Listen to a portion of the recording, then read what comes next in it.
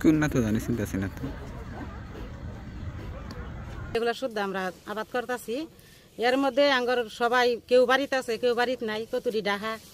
এর মধ্যে 2-250 লোক আয়া ফালা লাডি মরণ ইট মহিষের গুড়া সকল নিয়ে আইছে নিয়ে আয়া আঙ্গরে ডাক্কা গেল কেউ রে আমরা বাইরে বার দিছি না যদি বাইরে সবারই মাইরে হারবো এর লেগে আমরা সবারই ফিরাই রাখছি। এরপরে ওরা ডাক্কেও যে কেল দেয় পানি। আব্দুল্লাহ মাস্টার আমাদের বাপচাদার রেকর্ডের জমি আমরা করছি ওই যতটুকু কিনে নিছে অতটুকু আমরা ওরা বুঝাই দিছি। তারপরে বাকি যেটুকু আছে এটা আমরা আবাদ করতেছি।